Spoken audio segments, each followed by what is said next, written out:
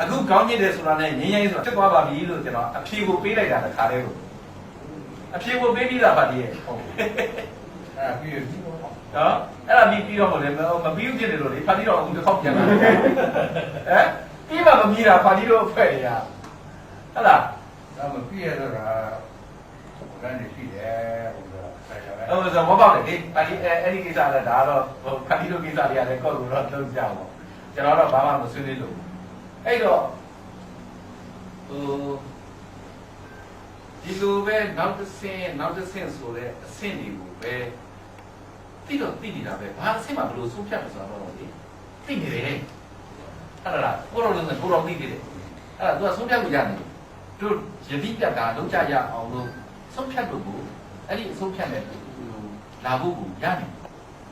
သို့တော့ကျွန်တော်ဒါပြစ်မပြောလို့အပြီးဆုံးဖြတ်လာတယ်ဒါကောင်းပါတယ်ဒါလာပြီးတော့မှအခုလိုကျွန်တော်တို့နဲ့စကားတိုက်ရိုက်ပြေဆုံးပြောပြီးကျွန်တော်သိကျင်တာကအေးမင်းဒီမှာဒီလိုအခြေအနေနဲ့နိုင်ငံတော်အစိုးရကတော့ဒီလိုပဲရှိပြီကျွန်တော်ကရာကြီးချုပ်ကိုယ်တိုင်ငါတို့နဲ့ပြည်စုံတော့ပြောဆိုခဲ့တာအဲ့ဒါအဲ့လိုပြောဆိုခဲ့တဲ့အနေအထားရှိနေပြီ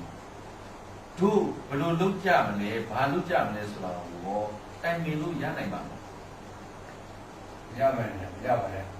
ဒီနေ့ရမှာဟောရမယ်တက်ရတယ်ကျွန်တော်မပါတယ်ဟုတ်ဟိုနိုင်ငံမှာတော့ဒီလိုအဲ့ဒါဟိုကျွန်တော်ကိုယင်းနှီးစွာနဲ့ဖာလီ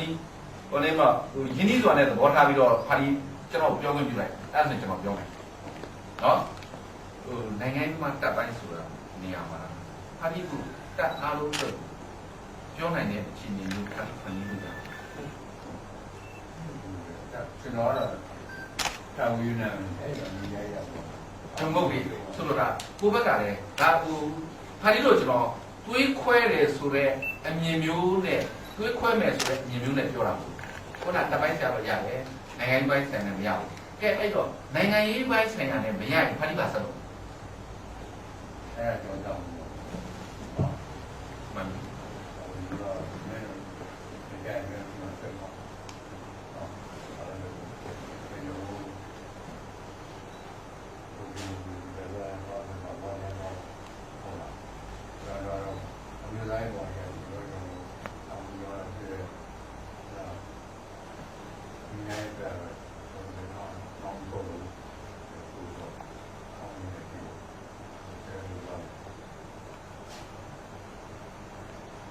ဘာဖြစ်ဖြစ်ပေါ့မှန်အဲ့တော့အဲ့လိုမျိုးကိုပြောနိုင်ဖို့ကဟိုဖာလီတို့စီစဉ်တော့လုပ်နိုင်တယ်ပေါ့။အဲ့ဒါပဲဖြစ်တယ်။အဲ့ဒါလုပ်နိုင်တယ်ဖာလီကတော့ယုံကြည်သွားပြီ။အဲ့တော့ဟိုဘက်ကဖွဲ့နေတာကိုသူတို့မဖြတ်နိုင်ဘူးလား။ဟိုကဖွဲ့တယ်တော့ပြောမတော့ဘူးကြောင့်အခုကဆိုရင်ပြောကြရတော့ရမယ်ရတဲ့ချက်မရတဲ့နေရာရှိကျွန်တော်ကြရတော့တာကတော့ကျန်တာပြောတာရတော့ပုံစံတာဒီလိုနားလို့ရတယ်အဲ့ဒါကတော့မပေါင်းဘူးအဲ့ဒါတွေကတော့မရောက်တာတော့ရတယ်ဒီပုံစံကိုဖာလီတို့ကမနေကျူစားပြီကျူစားကောင်းပါလေဖာလီတို့ကလာဆွေးနွေးရပါညာဆိုတော့နောက်ကဖာလီတို့ရဲ့အနေထားပြီးသိရတယ်ဟုတ်ဒီနေ့လည်းတက်လာမယ်တရားဒီတိုင်းထဲမှာရှိတော့ကရင်အနေနဲ့လည်းတက်နိုင်တယ်ထို့အတူမွန်ပြည်နယ်ထဲမှာရှိတော့အင်အားအရများမယ်ဆိုရင်ကရင်အနေနဲ့တက်နိုင်တယ်နော်သူကအင်အားကြီးများတော့နော်အဲ့တော့ဒီအမျိုးသားတွတ်တော်ထဲမှာလည်းပဲကရင်တိုင်းသားတွေအများကြီးပဲပါကရင်ပြည်နယ်ထဲကတစ်ခုတည်းရဲ့ကျန်တဲ့တိုင်းနဲ့ပြည်နယ်မှာသူတတ်မှတ်ထားတဲ့အင်အားကျော်လွန်လို့ရှိရင်တော့အဲ့ဒါတော်တော်ကိုယ်စားဖြစ်နေရွေးလို့ရတယ်။ကြောက်ဘုံမှာကိုယ်ဟုတ်ပြီ။အဲ့ဒီပြည်နေတာကျွန်တော်တို့ဟောတော့ရတော့ဒီမောက်ရပြည်နယ်အစိုးရရဲ့အစီအစဉ်နဲ့ပြည်နယ်အတွင်းမှာသုံးဆွဲခွင့်စီမံခွင့်ရှိပြီ။အဲဥမာတိုက်ပွဲပြည်တယ်ဟုတ်ပြီတိုက်ပွဲဖြစ်တဲ့ပြုတ်ဘူးပါလိဟုတ်ပြပါရပြပါရတော့တွေ့ရမှာပေါ့ပြပါရတော့ပထမဦးစားပေးရတော့ကျွန်တော်တို့ပဲ စစ်တပ်ကဟုတ်လားအဲ့တော့အဲ့ကျွန်တော်တို့ပဲဆိုတာလည်းအဲ့ဒီအချိန်ကသူတို့ဖွဲ့စည်းထားတဲ့တမ်းတော်ပဲဟုတ်လားအဲ့ဒီတမ်းတော်ကပြင်ချမှာပဲပြီးတော့မှပါတီတော့မပါလို့ရအောင်လေပြင်နေတယ်ကပြင်နေတယ်အဲ့ဘောတရားဟောဒီမှာအဲ့ဒီဘိုးဆိုရပြင်မှာဟုတ်လားဘိုးဆိုရပြင်တင်းတယ်ဆိုတာဒီကနေတော့တင်းတယ်ဟုတ်တယ်ဟုတ်တယ်ဒီကလည်းသူကမမပြီးတဲ့ဘိုးဆိုကနေတော့မှအကုန်လုံးလုပ်ပြီးလို့ရဲအဲ့ဒီလူစစ်နဲ့ရဲလူစစ်တော့ရဲပဲရဲပြင်လာတာအဲ့ရဲပြင်လာတယ်ပြောပါမှလည်းဟုတ်ဘူးလေဒါကရဲဆိုတာကပါတီတို့ရဲ့အုပ်ချုပ်ရေးအာဏာအပြည့်အဝရှိရအောင်ရဲကိုဖွဲ့စည်းခြင်းဖြစ်တယ်။နော်ပါတီတော့အုပ်ချုပ်ရေးအာဏာအပြည့်အဝရှိတယ်ဟုတ်ပြီလား။ဒါမှမဟုတ်အဲ့ဒီဒီမှာတော့ဒီမှာပါမယ်ကျွန်တော်ပါဖိုင်ကျွန်တော်ပြောပြမယ်ပါတီကုလားကဟိုဖြတ်နေလို့အဲ့တော့မျိုးသားတော်တော်ကြီးထဲမှာပါတီကကရင်တိုင်းရင်းသားတွေတက်ကပြောရမယ်ဆိုရင်ကရင်ပြည်နယ်အတွင်းကတိုင်းရင်းသားလည်းပဲဒါတော့မဖြစ်ပြီဘူးကတော့တက်တယ်ရပြီလားတခြားတိုင်းနဲ့ပြည်နယ်မှာဟာအင်အားအရာသတ်မှတ်ပေးထားတဲ့အင်အားအရာသူကဟိုရှိတယ်ဆိုရင်အဲ့ဒီအင်အားအရာမျိုးသားတော်တော်ကိုတက်နိုင်တယ်တက်မယ်ဒီလိုလည်းကျွန်တော်တို့ပြည်နယ်တိုင်းနဲ့ပြည်နယ်12ခုဗမာပြည်နယ်ရလို့ရှိသူက AR တိုင်းမန္တလေးတိုင်းဘိုးတိုင်းရန်ကုန်တိုင်းမကွေးတိုင်းစကိုင်းတိုင်းအဲ့လိုရှိ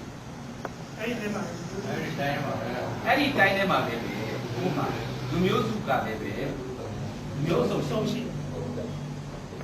ဘာကြီးကအိမ်ကြီးတောင်းမှုကခက်တယ်အဲ့ဒီနေတော့တကယ်ရရှိဖို့ခက်တယ်ဒီဘုံကြီးရတာအိမ်ကဘာလဲဒီကြတာအဲ့ဒါပဲဒီလူတို့တော့မှာလာနေတာပါလားလာတာအောင်ပဲလာတာအောင်ပဲဒါကမျိုးသားတို့ရှင်းလိုက်တော့ဟာရှင်းပြီနော်အဲ့တော့ဗမာပြည်ထဲမှာရှိတော့ညီတိတိုင်းတဲ့ပြည်နယ်မှာရှိတဲ့ကရင်လူမျိုးမဆိုသူသတ်မှတ်ထားတဲ့အင်အားပြည့်တယ်ဆိုရင်ဝေးချဲခံလို့ရှိတယ်ထုတ်ပြင်မယ်သူကရင်ပြည်နယ်ထဲမှာရှိတဲ့ကရင်ကတော့ဟောပါဆိုရင်လူလိုပဲပါပြီလားသူကလူကများလားရပြီနော်အဲ့တော့အမျိုးသားထွတ်တော်မှာပြည်ရင်တိုင်းလိုက်ထို့တူပဲမွန်လဲအများကြီးထို့တူချင်းတရားပြည်မောပါလေရခိုင်ရှမ်းပုံမှန်ပါအဲ့ရပြီနော်မျိုးသားထွတ်တော်နောက်အဲ့ဒီမျိုးသားထွတ်တော်ပြီးတော့နောက်ထွတ်တော်ပြည်သူထွတ်တော်ဆိုတာ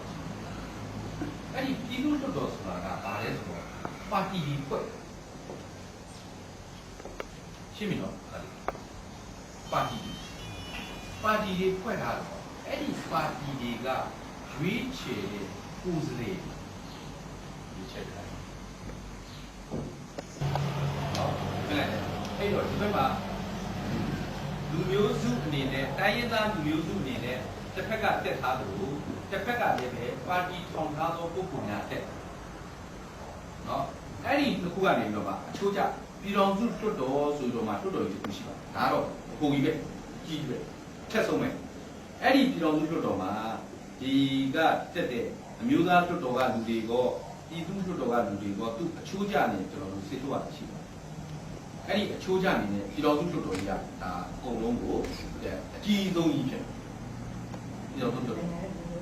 အမြင့်ဆုံးပဲဒီချာဒီ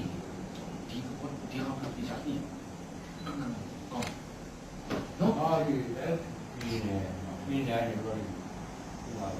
အဲ့မှာလည်းဒါတွေဖြစ်လာမယ်အဲ့ဒီဒါနိုင်ငံတော်အစိုးရရဲ့ဘိုးအစိုးရရဲ့မူဝါဒကလည်းခြားတာရှိတယ်ပြည်သူတွေကမှဒီပြည်ရဲ့ဒီဘိုးကပြည်ရဲ့လာဒါဘောဘိုးကနေတော့မှကြီးကြပ်ပြီးတော့မှအကုန်လုံးစီစဉ်ပေးမယ်အကုန်လုံးကတော့ရှုပ်ပါဘူးသူတော်သူဆိုအကုန်ရှုပ်ပါဘူးအကြောင်းကနေအမျိုးမျိုးပေါ့လူပြီးတော့ဗေဒီစီစဉ်ခွင့်ပြုတယ်ဗေဒီစီစဉ်ခွင့်ပြုကတ်ချက်တော့ရှိမှာပေါ့ဘယ်အကြောင်းကဆိုရင်ဘိုးအစိုးရလုပ်မယ်ဘယ်အကြောင်းကဆိုဘယ်ရလို့ဆိုတာမျက်နှာတော့ခွင့်ပြုဘိုးမျိုးဆိုရဟိုဥပမာပြောတာပါတီကကျွန်တော်တို့ဒီ